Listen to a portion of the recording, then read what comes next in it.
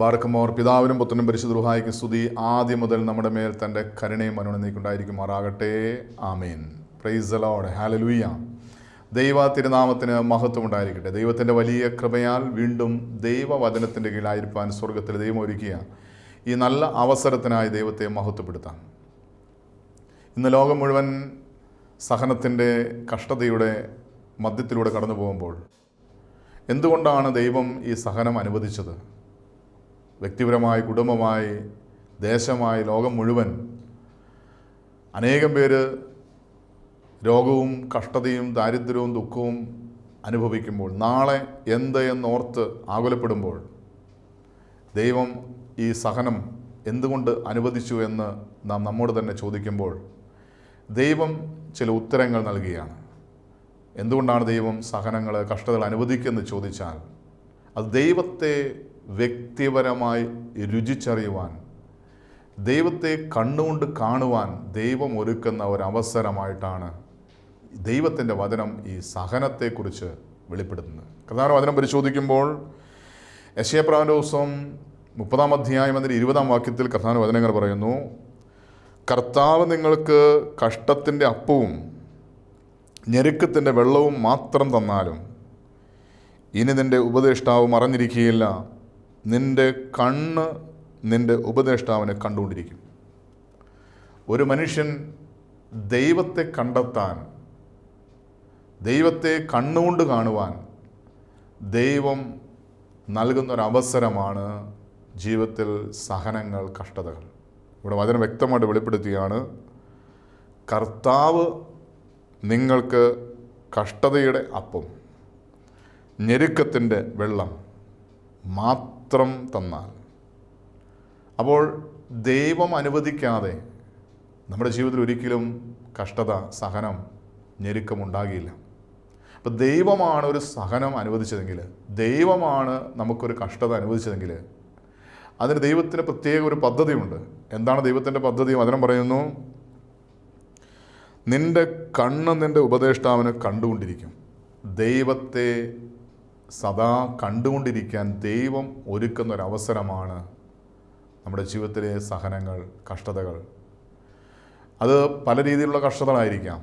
ശാരീരികമായ കഷ്ടതകളായിരിക്കാം, മാനസികമായ കഷ്ടതകളായിരിക്കാം. ഒരുപക്ഷെ ശാരീരികമായ രോഗങ്ങളോ ദുഃഖങ്ങളോ വേദനകളോ ഇല്ലാത്തൊരു വ്യക്തിക്ക് മാനസികമായ എന്തെങ്കിലും തകർച്ചകളോ അസ്വസ്ഥതകളുണ്ടെങ്കിൽ ഒരുപക്ഷെ നാളെക്കുറിച്ചുള്ള ഉത്കണ്ഠകളായിരിക്കാം. ഇനി എന്താ എന്നോർത്ത് അകലപ്പെട്ട് അസ്വസ്ഥപ്പെട്ടിരിക്കുന്ന ഒരു വ്യക്തിയുടെ ഈ അസ്വസ്ഥയുടെ മധ്യത്തിൽ ദൈവത്തെ കണ്ടെത്തുവാൻ, അത് കണ്ണുകൊണ്ട് കാണുവാൻ ദൈവം ഒരുക്കുന്ന ഒരവസരമാണ്. ദൈവത്തെ കാണുവാൻ പല മുഖാന്തരങ്ങൾ ദൈവത്തിൻ്റെ വചനത്തിനുണ്ട്. അതിലൊരു മുഖാന്തരമാണ് ദൈവത്തെ കണ്ടെത്തുവാൻ, കണ്ണുകൊണ്ട് ദൈവത്തെ കാണുവാൻ ദൈവം ഒരുക്കുന്നൊരവസരമാണ് ജീവിതത്തിൽ വരുന്ന കഷ്ടതകൾ, സഹനങ്ങൾ. ഇതിന് ഏറ്റവും വലിയ ഉദാഹരണമാണ് ഇയ്യോബ്. പ്രധാന വചനം പരിശോധിക്കുമ്പോൾ ഇയ്യോബിൻ്റെ ജീവിതത്തിൽ ഇയ്യോബ് സാക്ഷ്യപ്പെടുത്തുന്ന ഒരു കാര്യമുണ്ട്. ഇയ്യോബിൻ്റെ പുസ്തകം 42-ാം അധ്യായം അതിന് 5-ാം വാക്യത്തിൽ പ്രധാന വചനങ്ങൾ പറയുന്നു, ഞാൻ നിന്നെക്കുറിച്ച് ഒരു കേൾവി മാത്രമേ കേട്ടിരുന്നുള്ളൂ, ഇപ്പോഴോ എൻ്റെ കണ്ണാൽ നിന്നെ കാണുന്നു. ഇത് ദൈവത്തെ കണ്ണുകൊണ്ട് കണ്ട ഒരു വ്യക്തി സാക്ഷ്യപ്പെടുത്തുകയാണ്. ഞാൻ ദൈവത്തിൻ്റെ രൂപം കണ്ടു, ദൈവത്തിൻ്റെ ഒരു പ്രകാശം കണ്ടു, ദൈവത്തെപ്പോലെ ഒരു രൂപം ഞാൻ കണ്ടു എന്നൊക്കെ പലരും സാക്ഷ്യപ്പെടുത്താറുണ്ട്. എന്നാൽ ഇവിടെ ഇയ്യോബ് പറയുകയാണ്, എൻ്റെ കണ്ണാൽ നിന്നെ ഞാൻ കാണുന്നു. അവിടെ ഇയ്യോബ് പറയുമ്പോൾ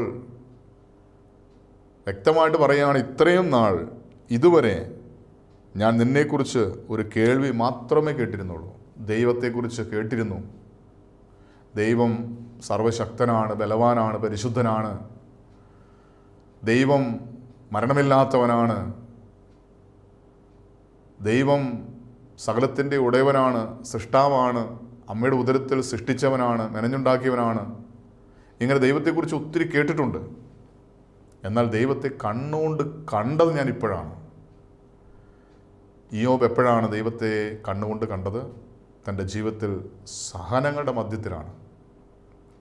ഇയ്യോബിൻ്റെ ജീവിതം പരിശോധിക്കുമ്പോൾ നമുക്കറിയാം, ഇയ്യോബ് നീതിമാനായിരുന്നു. ഇയ്യോബിൻ്റെ പുസ്തകം 1-ാം അധ്യായം 1-ാം വാക്യം വായിക്കുമ്പോൾ ഇയ്യോബിനെക്കുറിച്ച് വചനം പറയുന്നത് ഇങ്ങനെയാണ്: ഊസ് ദേശത്ത് ഇയ്യോബ് എന്ന് പേരുള്ള പുരുഷൻ ഉണ്ടായിരുന്നു. അവൻ നിഷ്കളങ്കനും നേരുള്ളവനും ദൈവഭക്തനും ദോഷം വിട്ടകലുന്നവനും ആയിരുന്നു. അപ്പോൾ ഇയ്യോബിനെക്കുറിച്ച് ഒരു കുറ്റവും ആർക്കും പറയാനില്ല. അതുമാത്രമല്ല, ഇയ്യോബിനെക്കുറിച്ച് ദൈവം തന്നെ സാക്ഷ്യപ്പെടുത്തുന്നുണ്ട്. അതിൻ്റെ 6 മുതലുള്ള വാക്യങ്ങൾ വായിക്കുമ്പോൾ അവിടെ വചനം ഇങ്ങനെ പറയുന്നു: ഒരു ദിവസം ദൈവപുത്രന്മാർ യഹോവയുടെ സന്നിധി നിൽപ്പാൻ ചെന്നു. അവരുടെ കൂട്ടത്തിൽ സാത്താനും ചെന്നു. യഹോവ സാത്താനോട്, നീ എവിടെ നിന്ന് വരുന്നു എന്ന് ചോദിച്ചതിന് സാത്താൻ യഹോവയോട്, ഞാൻ ഭൂമിയിൽ ഊടാടി സഞ്ചരിച്ചിട്ട് വരുന്നു എന്നുത്തരം പറഞ്ഞു. ദൈവം സാത്താനോട് ചോദിക്കുകയാണ്, എൻ്റെ ദാസനായ ഇയ്യോബിൻ്റെ മേൽ നീ ദൃഷ്ടി വെച്ചുവോ? അവനെപ്പോലെ നിഷ്കളങ്കനും നേരുള്ളവനും ദൈവഭക്തനും ദോഷം വിട്ടകലുന്നവനും ഭൂമിയിൽ ആരും ഇല്ലല്ലോ എന്ന് അരുളിച്ചെയ്തു. ഇവിടെ ജോബിനെക്കുറിച്ച് ദൈവം സാക്ഷ്യം പറയുകയാണ്, അവനെപ്പോലെ നിഷ്കളങ്കനും നേരുള്ളവനും ദൈവഭക്തനും ദോഷം വിട്ടകലുന്നവനും ഭൂമിയിൽ ആരും ഇല്ലല്ലോ എന്ന് ദൈവം സാത്താനോട് ഇയ്യോബിനെക്കുറിച്ച് സാക്ഷ്യപ്പെടുത്തുകയാണ്. അപ്പോൾ ഇത്ര നിഷ്കളങ്കനായ, ദൈവം ഏറ്റവും കൂടുതൽ സ്നേഹിക്കുന്ന, കരുതുന്ന ഒരു വ്യക്തി, അവൻ്റെ മേൽ നീ ദൃഷ്ടി വെച്ചോ എന്ന് പിശാചിനോട്, സാത്താനോട് ദൈവം ചോദിക്കുകയാണ്. അപ്പം നമ്മൾ തിരിച്ചറിയേണ്ട കാര്യമുണ്ട്. നാം ദൈവത്തോട് കൂടെയാണ്, ദൈവത്തിൻ്റെ സന്നിധിയിലാണ്, ദൈവത്തിന് വേണ്ടി വിശുദ്ധ ജീവൻ നയിക്കുന്നവരാണെങ്കിൽ പോലും നമ്മൾ പിശാചിൻ്റെ കണ്ണിലെ ഒരു കരടാണ്. ഇവിടെ പിശാച് ഇവൻ്റെ മേൽ ദൃഷ്ടി വെച്ചു. ദൈവം ചോദിക്കുകയാണ്, എൻ്റെ ദാസനായ ഇയ്യോബിൻ്റെ മേൽ ദൃഷ്ടി വെച്ചുവോ? ദൈവത്തിൻ്റെ ദാസൻ എന്ന് ദൈവം വിളിച്ച ഒരു വ്യക്തിയാണ് ഇയ്യോബ്.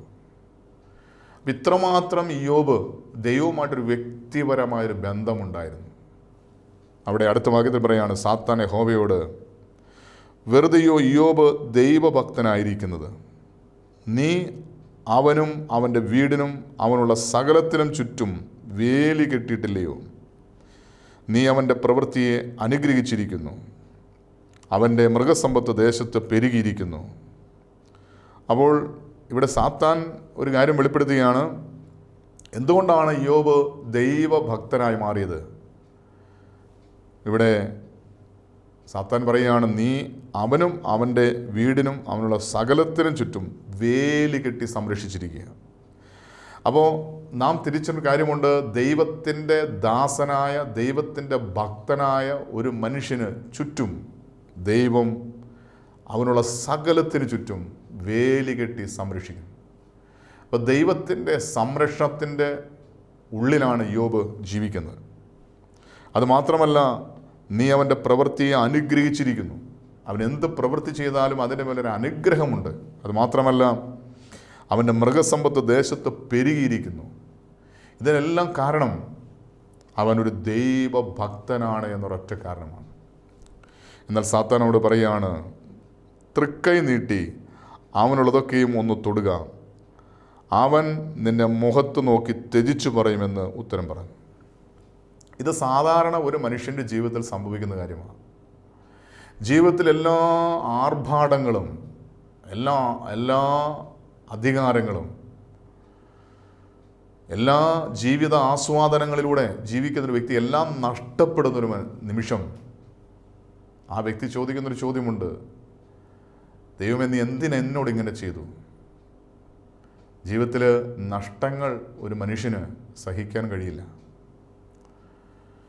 നേട്ടങ്ങൾ വരുമ്പോൾ അതെല്ലാം സ്വന്തം ബുദ്ധിയുടെ കഴിവിൻ്റെ പ്രതിഫലമായിട്ട് ഒരു മനുഷ്യൻ അതിനെ കാണുന്നു. എൻ്റെ അഭിവൃദ്ധിയുടെ ഉയർച്ചയുടെ കാരണം ഞാനാണെന്ന് ചിന്തിക്കുന്നു. അത് സ്വയം അഭിമാനിക്കുന്നു, അഹങ്കരിക്കുന്നു. എന്നാൽ നഷ്ടങ്ങൾ വരുമ്പോൾ അതിൻ്റെ കുറ്റം മുഴുവൻ ദൈവത്തിനായിരിക്കും. ഇത് പിശാചിൻ്റെ ഒരു തന്ത്രമാണ്. ജീവിതത്തിൽ അനുഗ്രഹം ലഭിക്കുമ്പോൾ, അഭിവൃദ്ധി ലഭിക്കുമ്പോൾ, ഉയർച്ച ലഭിക്കുമ്പോൾ അതെല്ലാം നിൻ്റെ കഴിവാണ്, നിൻ്റെ ബുദ്ധിയാണ് എന്ന് നാം പോലും അറിയാതെ നമ്മുടെ ചെവിയിൽ പറയുന്ന ഒരു വ്യക്തിയാണ് പിശാച്. അല്ലെ, പിശാചിൻ്റെ വാക്കുകൾ നമ്മൾ തന്നെ ഏറ്റുപറയും. ഇതെൻ്റെ കഴിവുകൊണ്ട്, എൻ്റെ ബുദ്ധി കൊണ്ട് ഞാൻ അധ്വാനിച്ച് ഞാൻ ഉണ്ടാക്കി. എന്നാൽ എല്ലാം നഷ്ടപ്പെട്ട് കഴിയുമ്പോൾ പിശാച് നമ്മുടെ ചെവിയിൽ പറയുന്നൊരു കാര്യമാണ്, നിനക്ക് ഒരു ദൈവമുണ്ടോ? ദൈവം ഉണ്ടായിരുന്നെങ്കിൽ ഇങ്ങനെ സംഭവിക്കുമായിരുന്നോ? ദൈവം ഉണ്ടായിരുന്നെങ്കിൽ നിൻ്റെ പ്രിയപ്പെട്ട വ്യക്തിയിൽ നിന്ന് മരണം വഴി വേർപെട്ടു പോയിരുന്നോ? അല്ലെങ്കിൽ നിൻ്റെ സമ്പത്ത് നഷ്ടപ്പെടുമായിരുന്നോ? നിൻ്റെ ജോലി നഷ്ടപ്പെടുമായിരുന്നോ? ചിലർ ദൈവത്തെ കുറ്റപ്പെടുത്തിക്കൊണ്ട് ചോദിക്കും, ദൈവമേ നീ എന്തിന് എന്നോട് ഇങ്ങനെ ചെയ്തത്? എന്തിനാ എൻ്റെ പ്രിയപ്പെട്ടവരിൽ നിന്ന് എടുത്തു മാറ്റിയത്? എന്തിനാ എൻ്റെ ജീവിതത്തിൽ രോഗം നൽകിയത്? എന്തിനാ എൻ്റെ ദാരിദ്ര്യം നൽകിയത്? എന്തിനാ എന്നോട് ഇങ്ങനെ ചെയ്തത്? ദൈവത്തോട് മനുഷ്യൻ ചോദിക്കുന്ന ചോദ്യമാണ്, ദൈവമേ നീ എന്തിനാ എന്നോട് ഇങ്ങനെ ചെയ്തത്? ഇത് പിശാചിൻ്റെ സ്വരമാണ്. ഇവിടെ പിശാച് പറയുകയാണ്, തൃക്കൈ നീട്ടി അവനുള്ളതൊക്കെയും ഒന്ന് തൊടുക, അവൻ നിൻ്റെ മുഖത്ത് നോക്കി തിരിച്ചു പറയുമെന്ന് പറഞ്ഞു. എന്നാൽ ദൈവം തിരിച്ച് സാത്താനോട് പറയുകയാണ്, ഇതാ അവനുള്ളതൊക്കെയും നിൻ്റെ കയ്യിലിരിക്കുന്നു, അവൻ്റെ മേൽ മാത്രം കയ്യേറ്റം ചെയ്യരുത് എന്ന് കൽപ്പിച്ചു. അങ്ങനെ സാത്താൻ യഹോവയുടെ സന്നിധി വിട്ട് പുറപ്പെട്ടു പോയി. ഇവിടെ പിശാചിന് അവസരം നൽകുകയാണ്, നിൻ്റെ കയ്യിലേക്ക് ഇതാ ഞാൻ അവനെ തരിക, ഇതാ അവനുള്ളതൊക്കെയും നിൻ്റെ കയ്യിലിരിക്കുന്നു, അവൻ്റെ ആത്മാവിനെ മാത്രം നീ തുടരുത്, ബാക്കി എന്തു വേണേലും ചെയ്തോ. പൂർണ്ണ അധികാരം പിശാചിന് ദൈവം നൽകിയ. ഇവിടെ സംഭവിക്കുന്നത്, ഇയ്യോബ് തുറന്നുള്ള നിമിഷങ്ങളിൽ സഹനത്തിൻ്റെ തീച്ചൂളയിലൂടെയാണ് യാത്ര ചെയ്യുന്നത്. എല്ലാ ആർഭാടത്തോടുകൂടി ജീവിക്കുന്ന ഇയ്യോബിൻ്റെ ജീവിതത്തിലെല്ലാം തകരയാണ്. തൻ്റെ സമ്പത്ത് നഷ്ടപ്പെടുന്നു, ആടുമാടുകൾ നഷ്ടപ്പെടുന്നു, ഒട്ടകങ്ങൾ നഷ്ടപ്പെടുന്നു, വേലക്കാർ വാളിന് അരിഞ്ഞ് വീഴ്ത്തപ്പെടുന്നു, തൻ്റെ പുത്രന്മാരും പുത്രിമാരും മരണം വഴി ലോകത്ത് മാറ്റപ്പെടുന്നു. അവസാനം ഇയ്യോബും ഇയ്യോബിൻ്റെ ഭാര്യയും മാത്രം.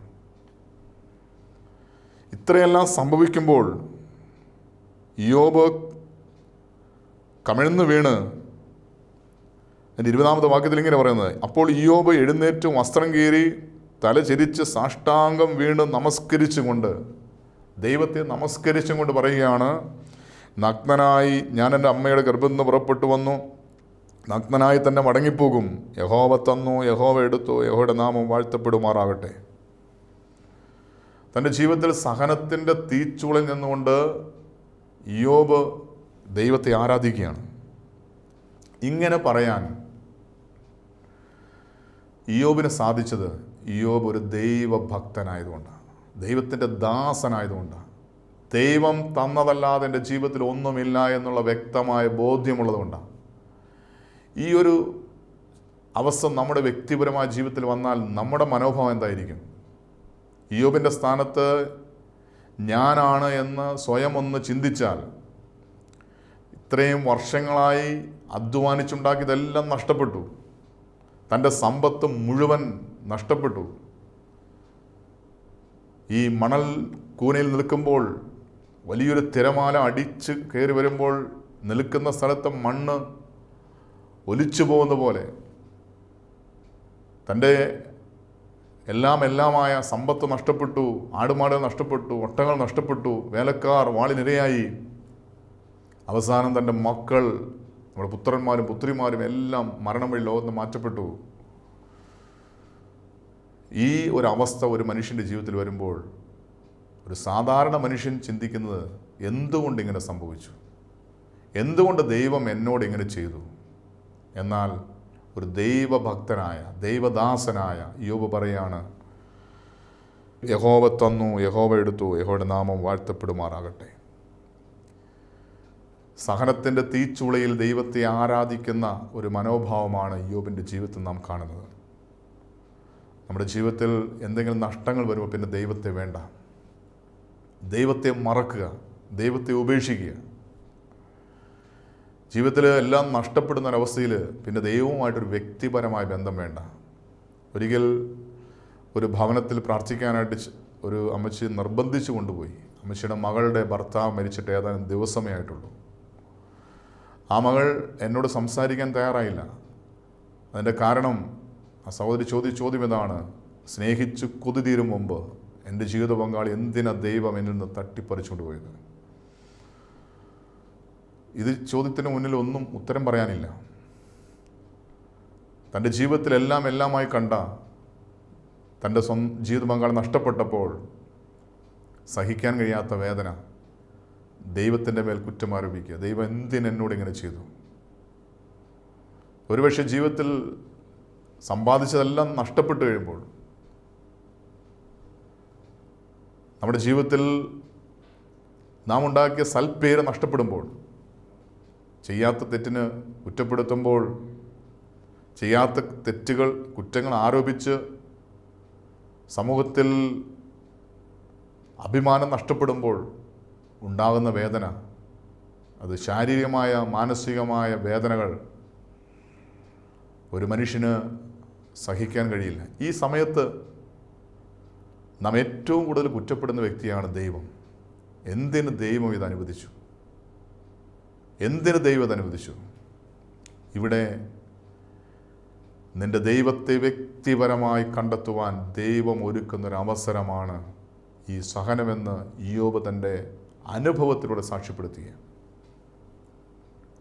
ഇത്രയും നാൾ നിന്നെക്കുറിച്ച് ഞാൻ കേട്ടിട്ടേ ഉള്ളൂ. നീ വലിയവനായ ദൈവമാണ്, നീ പരിശുദ്ധനായ ദൈവമാണ്, നീ ബലവാനായ ദൈവമാണ്. നിന്നെക്കുറിച്ച് ഒത്തിരി ഞാൻ കേട്ടിട്ടുണ്ട്. എന്നാൽ എൻ്റെ കണ്ണുകൊണ്ട് ഞാൻ കണ്ടു. എപ്പോഴാണ് ഇയ്യോബ് അത് കണ്ടത്? തൻ്റെ സഹനത്തിൻ്റെ മധ്യത്തിൽ ദൈവം തന്നു, ദൈവം എടുത്തു. ദൈവത്തിൻ്റെ നാമം മഹത്വപ്പെടട്ടെ എന്ന് പറഞ്ഞ് ദൈവത്തെ മഹത്വപ്പെടുത്തി തൻ്റെ സുഹൃത്തുക്കൾ കുറ്റപ്പെടുത്തിയപ്പോൾ, അവസാനം തൻ്റെ ശരീരത്തിൻ്റെ ഒരു ഭാഗമായ തൻ്റെ ജീവിത പങ്കാളി കുറ്റപ്പെടുത്തി ഉപേക്ഷിച്ചപ്പോൾ അവിടെയെല്ലാം ദൈവത്തിന് മഹത്വം കൊടുത്തു. അവിടെയെല്ലാം ഇയ്യോബ് ദൈവത്തെ നമസ്കരിച്ചു, ദൈവത്തെ ആരാധിച്ചു. ഇവിടെ സംഭവിച്ചത് സഹനത്തിൻ്റെ തീച്ചൂളയിൽ ദൈവത്തിന് മാത്രം മഹത്വം കൊടുത്ത് ദൈവം അറിയാതെ എൻ്റെ ജീവിതത്തിൽ ഒന്നും സംഭവിക്കുകയില്ല. എല്ലാം മഹത്വം ദൈവത്തിന് നൽകിയപ്പോൾ നഷ്ടപ്പെട്ടതെല്ലാം പിശാച് തൻ്റെ ജീവിതത്തിൽ നിന്ന് മോഷ്ടിച്ചു കൊണ്ടുപോയ സകല അനുഗ്രഹങ്ങളും ദൈവം ഇരട്ടിയായി ഇയ്യോബിന് നൽകിയപ്പോൾ ഇത്രയും നാളും കേട്ട ദൈവത്തെ കണ്ണുകൊണ്ട് തൻ്റെ കൺമുന്നിൽ കാണുവാൻ ഇയ്യോബിന് സാധിച്ചു. നമ്മുടെ വ്യക്തിപരമായ ജീവിതത്തിൽ സഹനങ്ങൾ, കഷ്ടതകൾ, രോഗങ്ങൾ, ദുഃഖങ്ങൾ, വേദനകളൊക്കെ വരുമ്പോൾ ദൈവത്തിന് മഹത്വം കൊടുക്കാൻ നമുക്ക് സാധിച്ചിട്ടുണ്ടോ? അതോ ദൈവത്തെ കുറ്റപ്പെടുത്തി, ദൈവത്തെ പഴിച്ച്, ദൈവത്തെ നിന്ദിച്ച്, ദൈവത്തിന് കണ്ണില്ലേ, ദൈവത്തിന് കാതില്ല, ദൈവം എന്തുകൊണ്ട് എന്നോട് ഇങ്ങനെ ചെയ്തുവെന്ന് നമ്മൾ എപ്പോഴെങ്കിലും ദൈവത്തെ കുറ്റപ്പെടുത്തിയിട്ടുണ്ടെങ്കിൽ അനുതപിക്കാൻ ദൈവം ഒരവസരം കൂടി നൽകി. ഈ ഭൂമിയിൽ എനിക്ക് എൻ്റെ എന്ന് പറയാൻ ഒന്നുമില്ല എന്നൊരു സത്യം നമ്മൾ തിരിച്ചറിയണം. കൃപയാൽ അമ്മയുടെ ഉദരത്തിൽ നാം ജനിച്ചു. അനേകം മക്കൾ അമ്മയുടെ ഉദരത്തിൽ വെച്ച് ചാപിള്ളകളായി ഭൂമിയിൽ പിറന്നു വീണപ്പോൾ ജീവനോടെ പിറന്നു വീഴുവാൻ ദൈവം അവസരം നൽകി. പിറന്നു വീണ നിമിഷം മുതൽ ബാല്യത്തിൽ, കൗമാരത്തിൽ, യൗവനത്തിൽ ദൈവം തൻ്റെ ചിറകിൻ്റെ കീഴിൽ, ഒരു കോഴി തൻ്റെ കുഞ്ഞുങ്ങളെ ചിറകിൽ മറയ്ക്കുന്ന പോലെ അവൻ നമ്മെ മറച്ചു. രോഗങ്ങൾ വന്നിട്ടും മരണം വഴി ലോകത്ത് മാറ്റപ്പെടാൻ ദൈവം അനുവദിച്ചില്ല. അപകടങ്ങൾ വന്നപ്പോൾ മരണം വഴി മാറ്റപ്പെടാൻ ദൈവം അനുവദിച്ചില്ല. പരിശുദ്ധനായ പൗലോസ് പറഞ്ഞു, ഞാൻ എന്തായിരിക്കുന്നു അത് ദൈവത്തിൻ്റെ കൃപയാണ്. കൃപ എന്ന വാക്കിൻ്റെ അർത്ഥം അർഹതയില്ലാത്ത ദാനം. ദൈവം അർഹതയില്ലാതെ എനിക്ക് നൽകിയ ജീവിതമാണ് ഈ ജീവിതമെന്ന് തിരിച്ചറിയുന്നൊരു വ്യക്തിക്ക് എന്ത് നഷ്ടങ്ങൾ വന്നാലും എല്ലാം മഹത്വം ദൈവത്തിനാണ്. ഞാൻ എൻ്റെ കഴിവുകൊണ്ട്, എൻ്റെ ബുദ്ധി കൊണ്ട് ഞാൻ അധ്വാനിച്ചു, സമ്പാദിച്ചു എന്നൊക്കെ ചിന്തിക്കുന്ന വ്യക്തികൾക്ക് എന്തെങ്കിലും നഷ്ടം വരുമ്പോഴാണ് അവർ ദൈവത്തിൻ്റെ നേരെ തിരിയുന്നത്. എന്നാൽ എല്ലാം ദൈവത്തിൻ്റെ ദാനമാണ്, കൃപയാണ്, അർഹതയില്ലാത്ത ദാനമാണ് എന്ന് ചിന്തിച്ചുകൊണ്ട് ഒരുപക്ഷെ എൻ്റെ ആരോഗ്യം ക്ഷയിക്കുമ്പോൾ, ഈ ആരോഗ്യം തന്ന ദൈവമാണ്. സമ്പത്ത് നഷ്ടപ്പെടുമ്പോൾ ഈ സമ്പത്ത് നൽകിയ ദൈവമാണ് എന്ന് ചിന്തിച്ച് ദൈവത്തിന് മഹത്വം കൊടുക്കുമ്പോൾ ഇയ്യോബിൻ്റെ ജീവിതത്തിൽ ഇയ്യോബ് കണ്ണുകൊണ്ട് കണ്ട ദൈവത്തെ കണ്ണുകൊണ്ട് കാണുവാൻ നമുക്ക് ദൈവം ഒരു അവസരം നൽകും. എൻ്റെ വ്യക്തിപരമായ ജീവിതത്തിൽ എനിക്ക് സാക്ഷ്യപ്പെടുത്താൻ സാധിക്കുന്ന ഒരു അനുഭവമുണ്ട്.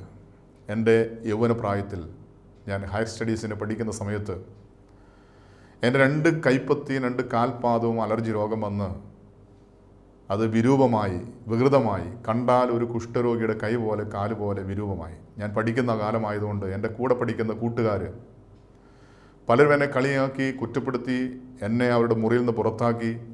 ഇത് കുഷ്ഠരോഗമാണ്, ഞങ്ങൾക്കും പകരുമെന്ന് പറഞ്ഞ് അവരെന്നെ പരിഹസിച്ചു, നിന്ദിച്ചു, ഒറ്റപ്പെടുത്തി. ഇതൊരു അലർജി രോഗമാണെന്ന് തിരിച്ചറിഞ്ഞ് അതിനുവേണ്ടി പല ഡോക്ടർമാർ മാറി മാറി ചികിത്സിച്ചു. അവസാനം ഒരു ഡോക്ടർ പറഞ്ഞു, ഇതിന് മരുന്നില്ല. ഈ അലർജി എന്തെന്നാന്ന് കണ്ടുപിടിച്ച് അതിന് കാരണമായ വസ്തു എന്താണോ അത് ഉപേക്ഷിച്ചാൽ രോഗസൗഖ്യം ലഭിക്കും, അല്ലാതെ മരുന്നുകൊണ്ട് ഈ രോഗം മാറില്ല എന്ന് പറഞ്ഞപ്പോൾ ചികിത്സ ഉപേക്ഷിച്ചു. അങ്ങനെ ശാരീരികമായി, മാനസികമായി, സാമ്പത്തികമായി എല്ലാ രീതിയിലും തകർന്ന് അവസാനം ഇങ്ങനെ ജീവിച്ചിട്ട് ആർക്കെന്ത് പ്രയോജനം? ഭൂമിക്കൊരു ഭാരമായി, മറ്റുള്ളവർക്കൊരു വേദനയായി, എന്തിനെങ്ങനെ ജീവിക്കും? ഇതിലും ഭേദം മരിച്ചാൽ മതി എന്ന് ചിന്തിച്ച് 2 പ്രാവശ്യം മരണത്തെക്കുറിച്ച് ചിന്തിച്ച് ആത്മഹത്യ ചെയ്യാൻ വേണ്ടി ആഗ്രഹിച്ച് ശ്രമിച്ചിട്ട് പരാജയപ്പെട്ടു പോയൊരു വ്യക്തിയായിരുന്നു ഞാൻ. എൻ്റെ യൗവനത്തിൽ നിരാശയുടെ പടുകുഴിയിൽ, രോഗത്തിൻ്റെ മധ്യത്തിൽ, ആരും സഹായിക്കാനില്ലാത്ത, മനസ്സും ശരീരവും ആത്മാവും നിർജ്ജീവമായ അവസ്ഥയിൽ അങ്ങനെ നിരാശപ്പെട്ടിരിക്കുന്ന ആ സമയത്താണ് ദൈവത്തിൻ്റെ വലിയ കൃപയാൽ ഒരു ധ്യാന കേന്ദ്രത്തിൽ താമസിച്ചൊരു ധ്യാനം കൂടുവാൻ ദൈവം അവസരം നൽകി. ആ ധ്യാനത്തിൽ ഞാൻ ദൈവവചനം കേട്ടപ്പോൾ എന്നിലേക്ക് എനിക്ക് തിരിഞ്ഞു നോക്കാൻ സാധിച്ചു. എൻ്റെ കുറവുകൾ, എൻ്റെ പാപങ്ങൾ എന്താണെന്ന് തിരിച്ചറിയുവാൻ സാധിച്ചു. എന്നോട് വെറുപ്പുള്ള, എന്നെ വെറുക്കുന്ന വ്യക്തികളെ തിരിച്ചറിയുവാൻ എനിക്ക് സാധിച്ചു. അങ്ങനെ പാപങ്ങളെല്ലാം ഏറ്റുപറഞ്ഞുപേക്ഷിച്ച് മണിക്കൂറുകൾ സമയമെടുത്തൊരു സത്യകുംഭസാരത്തിലൂടെ, എൻ്റെ യൗവനത്തിൽ ഞാൻ ആദ്യമായിട്ട് ഒരു സത്യകുംഭസാരത്തിലൂടെ പാപങ്ങൾ ഏറ്റുപറഞ്ഞ് പാപക്ഷമ സ്വീകരിച്ചു. എന്നോട് വെറുപ്പുള്ള, എന്നെ വേദനിപ്പിച്ച, മുറിവേൽപ്പിച്ച, ഞാൻ മരിച്ചാലും മറക്കില്ല എന്ന് ഹൃദയത്തിൽ എഴുതിയിരിക്കുന്ന 100 കണക്കിന് വ്യക്തികൾ, അവരോടെല്ലാം ക്ഷമിച്ച്, സ്നേഹിച്ച്, അവരെ അനുഗ്രഹിച്ച് എൻ്റെ ആത്മാവിന് കർത്താവ് ഒരു വിടുതൽ നൽകി, സൗഖ്യം നൽകി. എന്നാൽ ശരീരത്തിന് സൗഖ്യം എനിക്ക് ലഭിച്ചില്ല. എന്നാൽ ഒരു കാര്യം എനിക്ക് തിരിച്ചറിയാൻ സാധിച്ചു, എൻ്റെ മനസ്സിന് കർത്താവ് സൗഖ്യം നൽകി, എൻ്റെ ആത്മാവിന് സൗഖ്യം നൽകി. എന്നാൽ 2 കൈകളും കാലുകളും വിരൂപമായി, മറ്റുള്ളവർ കണ്ടാൽ അറയ്ക്കുന്ന വിരൂപമായ അവസ്ഥയിലായിരുന്നു ധ്യാനം കഴിഞ്ഞിട്ടും. എനിക്ക് ശരീരത്തിന് സൗഖ്യം കിട്ടിയില്ലെങ്കിലും ഒരു കാര്യം എനിക്ക് കിട്ടി, കർത്താവിലുള്ള വിശ്വാസം എനിക്ക് ലഭിച്ചു. ദൈവം എനിക്ക് നൽകിയ കൃപയാൽ എനിക്ക് നൽകിയ വിശ്വാസം, ആ വിശ്വാസത്താൽ ഞാൻ പിന്നീട് പ്രാർത്ഥിക്കാൻ തുടങ്ങി. കർത്താവ് നൽകിയ ആരോഗ്യത്തിനായി, കർത്താവ് നൽകിയ ജീവിതത്തിനായി, കർത്താവ് നൽകിയ എല്ലാ നന്മകൾക്കുമായി നന്ദി പറയാൻ തുടങ്ങി. അമ്മയുടെ ഉദരത്തിൽ ഉരുവായ നിമിഷം മുതൽ ആ നിമിഷം വരെ ദൈവം നൽകിയ എല്ലാ നന്മകൾക്കും നന്ദി പറഞ്ഞ് ദൈവത്തെ ആരാധിക്കാൻ തുടങ്ങി. അതുവരെയും എൻ്റെ ജീവിതത്തിൽ ഈ രോഗത്തെ ഓർത്ത് ഞാൻ ദൈവത്തെ പഴിച്ചിട്ടുണ്ട്, കുറ്റപ്പെടുത്തിയിട്ടുണ്ട്. എന്തിന് ദൈവം എനിക്ക് രോഗം തന്നു? എൻ്റെ ജീവിതത്തിൽ എല്ലാവരും വെറുക്കപ്പെടുവാൻ എന്തിന് ദൈവം ഈ രോഗം അനുവദിച്ചു? സാമ്പത്തികമായി തകർന്നപ്പോൾ എന്തിന് ദൈവം എനിക്ക് ഈ സാമ്പത്തിക തകർച്ച ദൈവം എനിക്ക് നൽകി? മാനസികമായി മറ്റുള്ളവരുടെ കുത്തുവാക്കുകൾ, വേദനിപ്പിക്കുന്ന വാക്കുകൾ കേൾക്കുമ്പോൾ ഞാൻ ദൈവത്തെ ഒരുപാട് കുറ്റപ്പെടുത്തി. എന്നാൽ ദൈവം, എൻ്റെ ദൈവം സകലത്തിനും മതിയായ ദൈവമാണ്. ഇയ്യോബിന് സൗഖ്യം നൽകിയ ദൈവം, ലാസറെ മരിച്ച് 4 ദിവസം കഴിഞ്ഞ് ചീഞ്ഞഴുകിയ മൃതശരീരമായ ലാസറിന് പുതിയ ശരീരം നൽകിയ, പുതു സൗഖ്യം നൽകിയ ദൈവം, ആ ദൈവം എൻ്റെ ദൈവമാണെന്നുള്ള വലിയൊരു വിശ്വാസം, ആ ദൈവത്തിന് അസാധ്യമായിട്ട് ഒന്നുമില്ല എന്നുള്ള വിശ്വാസം, എൻ്റെ ശാരീരികമായ മാനസികമായ തകർച്ചയിൽ, ശാരീരികമായ രോഗത്തിൻ്റെ മധ്യത്തിൽ, മാനസികമായ ഒറ്റപ്പെട്ട അവസ്ഥയിൽ, ആത്മഹത്യയുടെ വക്കിൽ ഈ ദൈവം വലിയവനാണ്. അതുവരെ ഞാൻ കേട്ടുകൊണ്ടിരുന്ന ദൈവത്തെ, ഞാൻ തിരിച്ചറിഞ്ഞ ദൈവത്തെ എൻ്റെ കണ്ണുകൊണ്ട് കാണുവാൻ എനിക്ക് സാധിച്ചത് എൻ്റെ സഹനത്തിൻ്റെ മധ്യത്തിൽ ദൈവ സാന്നിധ്യം സൗഖ്യമായ എൻ്റെ ജീവിതത്തിലേക്ക് കടന്നു വന്നു. ഞാൻ ധ്യാനം കൂടി 1 മാസം തികയുന്നതിന് മുമ്പ് ദൈവം എനിക്ക് നൽകിയ കൃപയാൽ, എനിക്ക് നൽകിയ വിശ്വാസത്താൽ ഞാൻ സൗഖ്യം പ്രാപിച്ചു. എൻ്റെ കയ്യിലൊരു പാടുപോലുമില്ലാത്തവണ്ണം പൂർണ്ണ സൗഖ്യം കർത്താവ് എനിക്ക് നൽകി. എൻ്റെ കാലിൽ ചില പാടുകൾ അന്ന് കർത്താവ് സൗഖ്യം നൽകിയ 20 വർഷങ്ങൾക്ക് മുമ്പ് കർത്താവ് നൽകിയ സൗഖ്യം ഇന്നും എൻ്റെ കാലിൽ അടയാളമായിട്ടുണ്ട്. എന്നാൽ എൻ്റെ കയ്യിലൊരു പാടുപോലുമില്ലാത്തവണ്ണം പൂർണ്ണ സൗഖ്യം എൻ്റെ ദൈവം എനിക്ക് നൽകി. സഹനത്തിൻ്റെ തീച്ചൂളയിൽ കർത്താവിനെ മുഖാമുഖം കാണുവാൻ, കർത്താവിൻ്റെ സാന്നിധ്യം കണ്ണുകൊണ്ട് കാണുവാൻ, കർത്താവിൻ്റെ സൗഖ്യം തിരിച്ചറിയുവാൻ, രുചിച്ചറിയുവാൻ അത് സാക്ഷ്യപ്പെടുത്തുവാൻ ദൈവം എനിക്കും കൃപയാൽ അവസരം നൽകി. ഈ വചനം കേൾക്കുന്ന, ഈ സന്ദേശം കേൾക്കുന്ന ആരെങ്കിലും ഇപ്പോൾ ആത്മഹത്യയെക്കുറിച്ച് ചിന്തിക്കുന്നുണ്ടെങ്കിൽ, എൻ്റെ ജീവിതം ഇവിടെ തീർന്നു എന്ന് ചിന്തിക്കുന്നവരുണ്ടെങ്കിൽ, എത്ര വലിയ മാരകമായ രോഗമായിക്കൊള്ളട്ടെ, എത്ര വലിയ തകർന്ന അവസ്ഥയായിക്കൊള്ളട്ടെ, സാമ്പത്തികമായി, ശാരീരികമായി, മാനസികമായി ഏതെല്ലാം രീതിയിൽ തകർച്ചകൾ അനുഭവിക്കുന്ന വ്യക്തിയായിക്കൊള്ളട്ടെ, ഈ സഹനത്തിൻ്റെ മധ്യത്തിലാണ് നിൻ്റെ സൃഷ്ടാവായ ദൈവത്തെ നീ വ്യക്തിപരമായി കണ്ടെത്താൻ പോകുന്നത്. ഈ ദൈവം വലിയവനാണെന്ന് തിരിച്ചറിയാൻ കഴിയുന്നത്, ഈ ദൈവം സകലത്തിന് മതിയായ ദൈവമാണെന്ന് തിരിച്ചറിയാൻ കഴിയുന്നത്. ഇയ്യോബ് ചെയ്തതുപോലെ തൻ്റെ സഹനത്തിൻ്റെ മധ്യത്തിൽ ദൈവത്തിന് മഹത്വം കൊടുക്കുക. അമ്മയുടെ ഉദരത്തിൽ ജീവൻ്റെ തുടിപ്പായി രൂപം കൊണ്ട നിമിഷം മുതൽ നിമിഷം വരെ ദൈവം നൽകിയ എല്ലാ നന്മകൾക്കും ഓരോന്നോരോന്നായി എടുത്തെടുത്ത് ഏറ്റുപറഞ്ഞ ദൈവത്തിന് നന്ദി പറയുക. ഇനി അഥവാ രോഗമുണ്ടെങ്കിൽ രോഗത്തിനായിട്ട് നന്ദി പറയുക. സാമ്പത്തിക തകർച്ചയുണ്ടെങ്കിൽ അതിനായിട്ട് നന്ദി പറയുക. ജീവിതത്തിലെ എല്ലാ നന്മകൾക്കും എല്ലാ തിന്മകൾക്കും നന്ദി പറയുക. ദൈവം അറിയാതെ, ദൈവം അനുവദിക്കാതെ എൻ്റെ ജീവിതത്തിൽ ഒന്നും സംഭവിക്കില്ല എന്നുള്ള വലിയൊരു തിരിച്ചറിവ്, ഇയ്യോബിന് ലഭിച്ച ആ തിരിച്ചറിവ് യഹോവ തന്നു, യഹോവ എടുത്തു. യഹോവയുടെ നാമം വാഴ്ത്തപ്പെടട്ടെ. അവൻ്റെ സകല മഹത്വവും കർത്താവിന് കൊടുക്കുക, സകല മഹത്വം യേശുവിന് കൊടുക്കുക. അവൻ ഇന്നും ജീവിക്കുന്ന, ഇന്നും സൗഖ്യം നൽകുന്ന, ഇന്നും വിട നൽകുന്ന, നമ്മുടെ കൺമുന്നിൽ അടച്ചിട്ട മുറിക്കുള്ളിൽ സ്ലീഹന്മാരുടെ മുന്നിൽ എഴുന്നള്ളി വന്ന, മുറിവുകൾ കാണിച്ചു കൊടുത്തുകൊണ്ട് തന്നെ വെളിപ്പെടുത്തിയ ആ കർത്താവിനെ മുഖാമുഖം കാണുവാൻ ഈ സഹനത്തിൻ്റെ അവസ്ഥയിൽ, ഈ കഷ്ടതയുടെ അവസ്ഥയിൽ ദൈവം നമ്മെ ഒരവസരമായി നൽകുകയാണ്. അതുകൊണ്ട് ഇപ്പോൾ ഈ സഹനം നമുക്കൊരനുഗ്രഹമായി വിശ്വസിക്കാം, ഏറ്റുപറയാം. നമുക്കെങ്ങനെ പ്രാർത്ഥിക്കാം? ബാറക്കമോർ, ഞങ്ങൾ അത്യധികമായി സ്നേഹിക്കുന്ന ഞങ്ങളുടെ സ്വർഗീയ പിതാവ് നല്ല ദൈവമേ, ഇയ്യോബിനെ അവിടുന്ന് തൻ്റെ ദാസനായി, ദൈവഭക്തനായി അവിടുന്ന് സാക്ഷ്യപ്പെടുത്തിയതുപോലെ ഞങ്ങൾക്കും നിൻ്റെ ദാസനായി ഒരു ദൈവഭക്തനുള്ള സാക്ഷി ലഭിക്കുവാൻ തക്കവണ്ണം ഞങ്ങളെ നീ വിശുദ്ധീകരിക്കണമെന്ന് പ്രാർത്ഥിക്കുന്നു. ഞങ്ങളുടെ കഴിഞ്ഞകാല ജീവിതത്തിൽ വന്നുപോയ പാപങ്ങളിൽ നിന്ന് ഞങ്ങളെ വിടു നൽകണം. ഞങ്ങളുടെ ശാരീരികമായ രോഗങ്ങൾ, മാനസികമായ തകർച്ചകൾ, സാമ്പത്തികമായ തകർച്ചകൾ, ഇന്ന് ആയിരിക്കുന്ന ഞങ്ങളുടെ എല്ലാ തകർച്ചകളും നീ അറിയാതെ ഞങ്ങളുടെ ജീവിതത്തിൽ ഒന്നും സംഭവിച്ചിട്ടില്ല എന്ന് ഞങ്ങൾ ഏറ്റുപറയുന്ന കർത്താവേ, എല്ലാറ്റിനുമായി ഞങ്ങൾ നന്ദി പറയുന്നു. ഞങ്ങൾ എന്തായിരിക്കുന്നു ദൈവത്തിൻ്റെ കൃപയാണ് ഞങ്ങൾ സമ്മതിക്കുന്നു കർത്താവേ. നീ അറിയാതെ, നീ അനുവദിക്കാൻ ഞങ്ങളുടെ ജീവിതത്തിൽ ഒന്നും സംഭവിച്ചിട്ടില്ല. ഇപ്പോൾ ഞങ്ങൾ അനുഭവിക്കുന്ന എല്ലാ സഹനങ്ങളും, എല്ലാ വേദനകളും, എല്ലാ രോഗങ്ങളും കർത്താവെ നീ അറിഞ്ഞ്, നീ അനുവദിച്ചതാണ് ഞങ്ങൾ ഏറ്റുപറയുന്നു. ഞങ്ങൾക്ക് ലഭിച്ച എല്ലാ നന്മകൾക്കുമായി നന്ദി പറയുന്നു. മാനസികമായി ശാരീരികമായി വേദന അനുഭവിക്കുന്ന എല്ലാവരും നിൻ്റെ തിരുമുറിവിൽ സമർപ്പിക്കുകയാണ്. പരിശുദ്ധ അമ്മേ ദൈവമാതാവേ, ഞങ്ങൾക്ക് എല്ലാവർക്കും വേണ്ടി ഞങ്ങളോടൊപ്പം പ്രാർത്ഥിക്കണമേ. സകല ശുദ്ധിമാന്മാരെ ശുദ്ധികൾ പ്രാർത്ഥിക്കണമേ. കർത്താവിനെ പ്രതി രക്തസാക്ഷികളായ സകല രക്തസാക്ഷികൾ ഞങ്ങൾക്ക് വേണ്ടി പ്രാർത്ഥിക്കണമേ. പിതാവ്, എല്ലാ മഹത്വം അങ്ങേക്കെല്ലാം ഞങ്ങൾക്ക് വേണ്ടി ക്രൂശിൽ മരിച്ച് മരണത്തെ ജയിച്ച് ഉയർത്തെഴുന്നേറ്റ് ഇന്നും ജീവിക്കുന്ന ഞങ്ങളുടെ കർത്താവ്, ഞങ്ങളുടെ ദൈവമായ യേശുവിൻ്റെ നാമത്തിൽ പ്രാർത്ഥിക്കുന്നു. കൃപയോടെ കേൾക്കണം നല്ല പിതാവേ. ആമീൻ.